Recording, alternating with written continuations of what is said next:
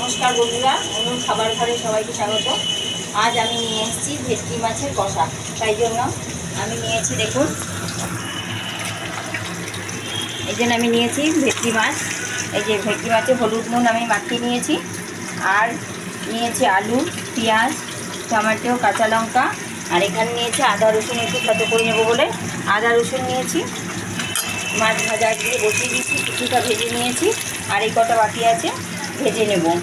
তারপরে গিয়ে আমি আলু ভেজে তারপর আমি ফিরে আসছি। দেখুন, এরকম আমি ভাজা বসিয়েছি। ভেটকি মাছ তো অনেক রকম খেয়েছে, কষা এবার খেয়ে দেখুন, ভালো লাগবে। বন্ধুরা, আমি মাছগুলো পুরো ভেজে নিয়েছি আর আলুটাও লাল করে ভেজে নিলাম। এবারে আমি কড়াইয়ের মধ্যে দিয়ে দিয়েছি জিরে আর তেজপাতা। এখন দিয়ে দেবো একটু গোটা গরম মশলা। এটা একটু গোটা গরম মশলা একটু গন্ধটা বেরোলে আমি দিয়ে দিচ্ছি পেঁয়াজটা। পেঁয়াজ যে ঘষে রেখেছিলাম সেই পেঁয়াজটা আমি তেলের মধ্যে দিয়ে দিলাম।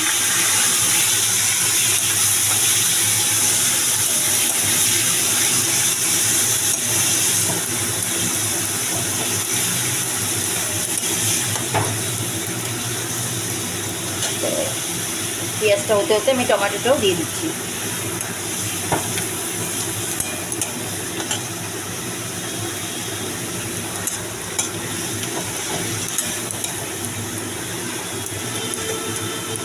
পেঁয়াজ, টমেটো আর আদা রসুন বাটাটা আমি দিয়ে একবারে কষাতে থাকছি।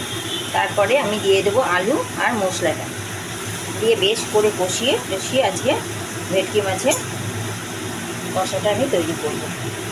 পাতুরি খাওয়ার জন্য এনেছিলাম, কিন্তু আজকে আর পাতুরি হয়ে উঠছে না, সময় কুলাচ্ছে না। আমি সেই জন্য করে নিচ্ছি, আজকে কষা করে নিচ্ছি। দেখুন বন্ধুরা, কেমন লাগছে। এভাবে করে খেয়ে দেখবেন, ভালো লাগবে।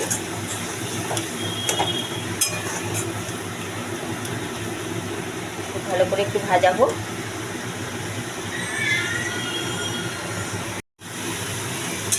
দেখুন, পেঁয়াজটা প্রায় ভাজা হয়েই গেছে। এবার আমি দিয়ে দেবো মশলা রেডি করে নিয়েছি। হলুদ, জিরের গুঁড়ো, লঙ্কার গুঁড়ো, ধনের গুঁড়ো আর একটুখানি সামান্য গরম মশলা গুঁড়ো। এবার এর মধ্যে দিয়ে দিচ্ছি কাঁচা লঙ্কা। আর আমি এখানে আলুটা দিয়ে দিলাম। আলুর সঙ্গে আর একটু বসিয়ে মশলাটা খেয়ে দেবো।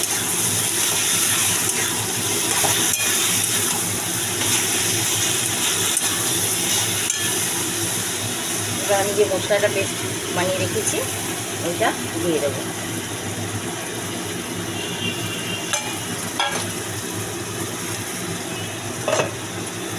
আর একটু মশলার বাটিটা ধুয়ে একটু জল দিয়ে দেবো।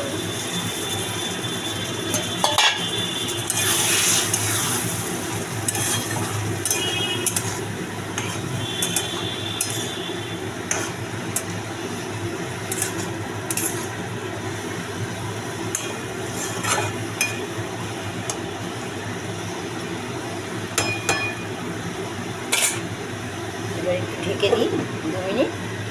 তারপর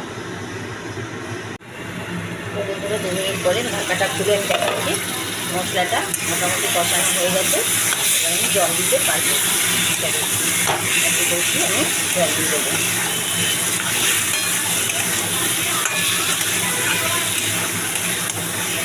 তারপর ফুটে উঠলে মাছ দেবো। জল দিয়ে আমি আবার 2-3 মিনিট ঢেকে রাখবো।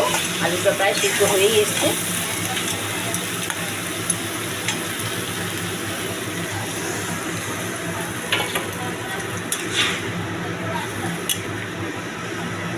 টকবক করে যখন ফুটে উঠবে তখন আমি দিয়ে দেব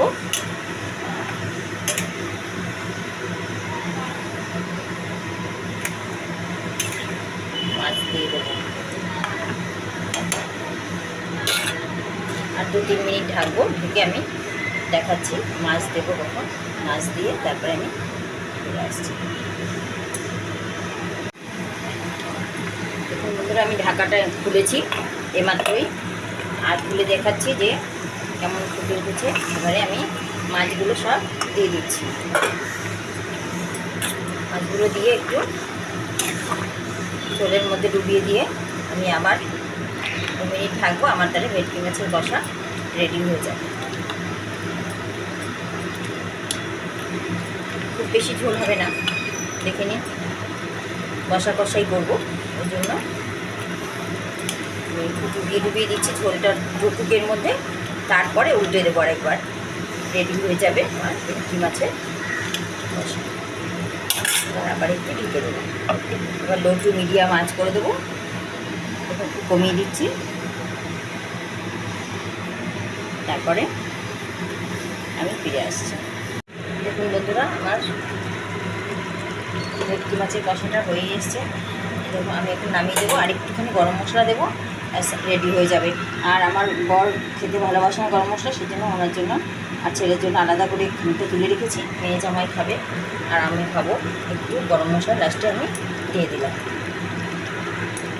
অলমোস্ট রেডি।